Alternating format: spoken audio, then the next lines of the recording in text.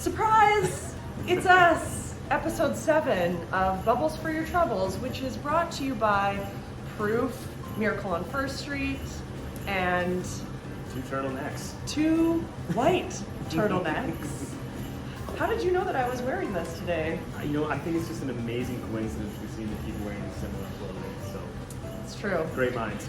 So on this episode, Andrew, what are we going to be doing at this episode? We are going to help you with some of the gift-giving dilemmas from a bubbly standpoint. We've got 4 different sparkling wines here, ranging from champagne to pet nat, to cover everything from the trendy to the traditionalist on your gift-giving list. So tune on in. We hope you like episode 7.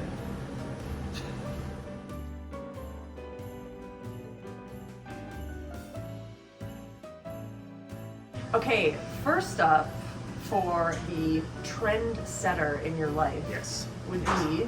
We're gonna do a pet nat. So this is the sort of like trendiest like natural sparkling wines that you can find out there. Pet nat meaning pétillant naturel, a single fermentation done in the bottle to leave all the bubbles and all that good like sort of champagne-like quality, but in a single fermentation. They tend to be a little cloudy. They tend to have a little bit of like funky kind of fun stuff going on. And in this case, you get the ease of a beer cap, bottle cap, crown cap, whatever you want to call it. So think about someone in your life who actually tries to dress down. So I would say the cool kid in your life that's wearing the Birkenstocks, maybe is revisiting some of the 1980s because that's very on trend these days, as is our sweaters. Yes.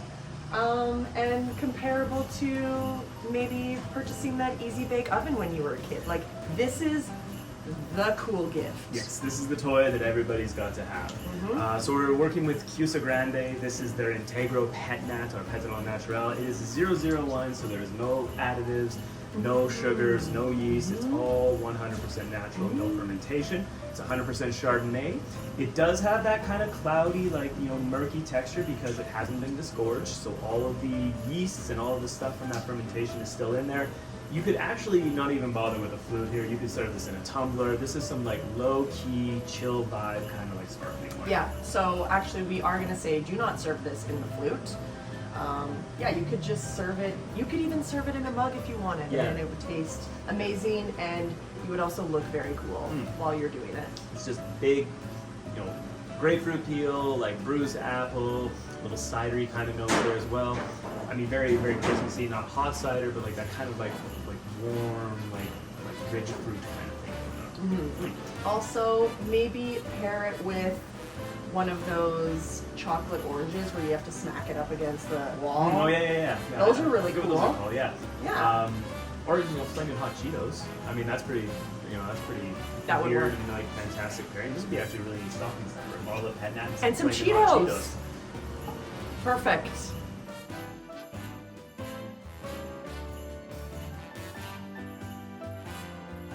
Wine number 2. Number 2. Yeah, so this one we selected for, it's the holidays, you're spending money on all kinds of things. You didn't get that Christmas bonus this year. Exactly, so we wanted to find something that you could bring to a party or bring as a gift that, sort of represents like bougie bubbles but on a budget. So something that would really impress your guest or the person that you want to buy for, and think of this person as someone who's got very expensive taste. They usually buy the Veuves, the Moets, the Krugs of the world, but unfortunately, you don't have the type of dollars to spend. Yes. Whereas if you bought them something like this, the quality is there. Yes, exactly. So rather than just like going for the standard Prosecco and like just like looking for things that are inexpensive and kind of like feel inexpensive, what we've got here, it's a cava from Pinedas in Spain, but this is made exactly like champagne. So it's in the method of champenois, fermented in the bottle, left on its lees in the bottle for 42 months. So that's pretty like good length of lees aging. It is single vintage 2017, so we've already got 4 years of age total on this. But what's really great about it is it has all those champagne qualities in terms of the more expensive, sort of ideals, but at a very, very reasonable price. So for $30, you can buy this bottle really, really impress them, and you know, kind of just throw out some of those numbers that Andrew was talking about. Yeah, it's really fantastic. So it's a combination of the traditional grapes, Macabeo, Xarello, and a little Parada. And there's no residual sugar in this at all. It's a brut nature, so there's literally no sugar at all. This is going to be like tingly, bright. It's got a wonderful kind of like mineral nose, lots of lemon. It's not too yeasty, but there's like a little bit of like toasty bread in there. It's really, really, really, really elegant, and it's a Reserva for less than $50. It's great. Think of the friend that always invites you on those vacations, but then you realize it's a vacation where it's like $3,000 a night, and they also only drink skinny margaritas. Well, there's no sugar, so yeah, this person will thoroughly enjoy this, and you don't have to break the bank. No, absolutely not. And that no sugar, no like anything bad. It really like kind of lends itself into that New Year's resolution of I'm giving up everything terrible for at least a week or two. But you're still drinking the good stuff. Still drinking the good stuff. Oh, Cheers. great choice. Nice, right? Great choice. Oh, I can actually feel the calories just not melting. away. Yeah. I'm losing weight while I'm drinking this. This is. Well, I don't know if I go that far. We're not going to make any weight loss guarantees on the sugar level of the champagne, but you will definitely feel a hell of a lot better than you did before you were drinking it. Yeah.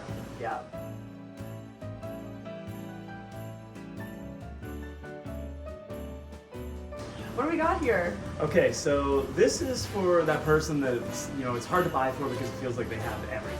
You know, they money's no object. They can buy the fanciest and most expensive of whatever. So you got to dig a little deeper, and you got to find something that, it doesn't have to necessarily be expensive, but it has to be rare, has to be unique. Yeah. So we've gone with something that I consider a bit of a unicorn, and a very, very favorite wine of mine this year. We did actually do a video on 2 wines from this producer, but it's so good and there's so few that I thought, why not find an excuse to open another one?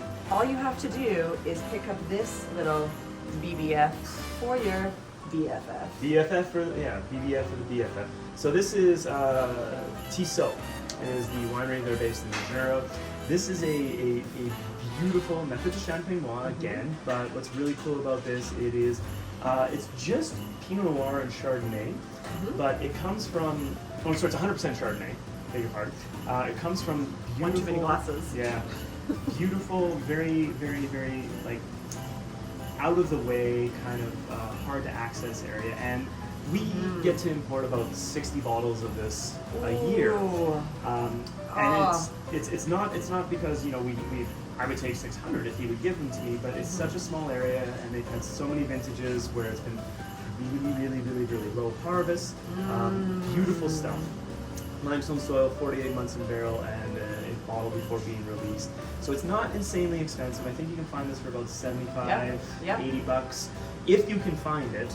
But it's just so incredibly But we can special. find it for you. Yes. So you're clearly not going to find this anywhere else. If you message Andrew or myself, send us a DM, whatever, we will help you source this. It's just got this like luxurious, like creaminess to it. I mean, if anyone's looking to buy me some Christmas presents this year, Hell, you could buy this for me and I'd be excited. But it's much more like rich and autolytic.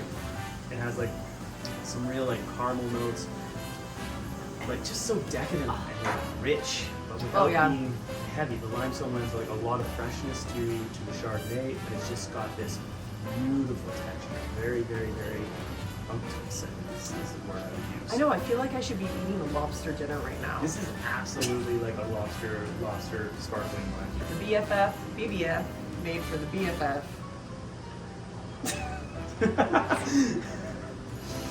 Okay. Yeah. kind of fell off the rails there at the end. It's all right. It's because we love it so much. So just imagine this is the reaction you're gonna get from your guest when you slip this into their stocking stuffer. You'd also be able to sort of like let them in on the secret, because a lot of people wouldn't even know about this wine region, let alone that this producer is one of the very, very, very top benchmark producers, and that this wine is incredibly, incredibly rare. So it also has that aspect of like, oh, you weren't up on this? Like, well, let me tell you. Just whisper, sure, into their ear. And that's all you have to do. Classic pun, you're gonna love this.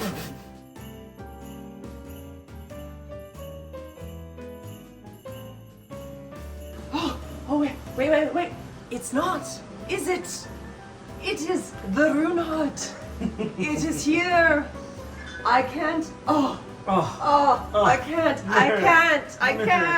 can't.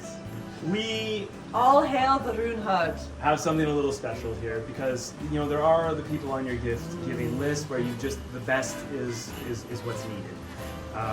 So we are doing champagne proper, but very, very much champagne proper. Established in 1729, Runhardt is one of the oldest, if not the oldest, proper champagne house in France. Sorry, I just got so distracted just being in the presence of Runhardt and knowing that monks from the 1700s have crafted this. It's not uncommon to hear the story of monks and champagne. We all know Dom Perignon, but this was the first established champagne house, and they have some really remarkable wines. Remarkable vintages going way, way, way back that they can craft their cuvées from. This guy, we've got a blend, 60% Pinot Noir, 40% Chardonnay. Very, very, very classic, and it is a brut, so a little touch more residual sugar, but not sweet. This is the gold standard, really, for champagne. So, dare you ask, who is so deserving of such a bottle with such a history, such a remarkable label? You know who deserves this? The mother-in-law that you've been trying to impress, who only knows about champagne based on the finest labels and names of the world. The uncle with the Vivino app who's going to immediately Google the wine you brought to decide if it's worthy of being put in the cellar or being mixed in with tomorrow's mimosas. Yep. Domain Room Runhardt. So lovely stuff. Pinot Chard blend. Very classic. Lots of lemon, Yes. lots of brioche, lots of apple. This is pretty much. It is a benchmark producer and benchmark wine for sure. You're gonna win because Queen Elizabeth is honestly sipping on this. She puts it in her mimosas for sure. For sure. I mean, so you're really gonna win with someone in your life who's very traditional, has that kind of traditional viewpoint of champagne. But I mean, let's talk about what's the price on this. Well, this is the great thing about it. It is a historic house. It is incredibly well founded and established, and this is under $90.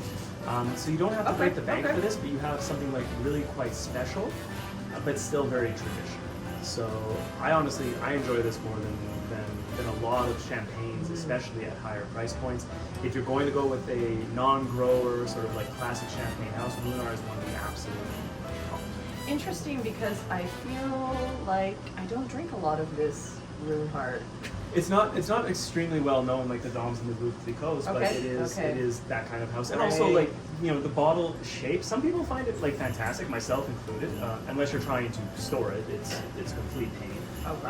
But it is just it's a little bit different. And I think once you realize that there's the history of the house and the history of all the wines that they've made, it's a wonderful gift. Very, very classic. Very upper crust, high quality. It's always great to get away from the classic brands that we all know and really explore all there is to offer in champagne, cava, prosecco, whatever it is. We say this all the time. It's don't get married to a bottle of wine. You should date promiscuously forever. And on that wholesome holiday note, cheers!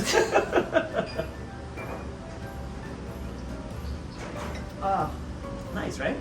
I think I would date this for a little bit. Did for a little bit, It get kind of crusty though after a little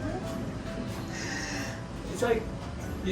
It's it's fun, but then after a while it becomes real. It's like dating me. It's I'm an old man. I can be lots of fun with all the wine that's around, but then after a while you realize, Which just gave me an idea for our next Bubbles for Your Troubles. Maybe we need to be pairing wines with the kind of dates you want to be going on. Actually, what would be great? It's just pick a random, profile on Tinder. Oh my god. And then pair it to anything, a cocktail, anything. If we could do Bubbles, that'd be great. But I have a feeling there's a lot of past blue ribbon Tinder accounts out there. So for all you singles out there, please DM us and send us maybe some of those Or mystery... the worst Tinder exchange that you've had, and we'll pair We'll one pair to it. go with Yeah. that terrible texts. Yeah, that's actually a great idea. That's our Valentine's one. Oh my god, it That's is! our February one. Happy Valentine's Day. Merry Christmas, Happy New Year, Happy Valentine's Day.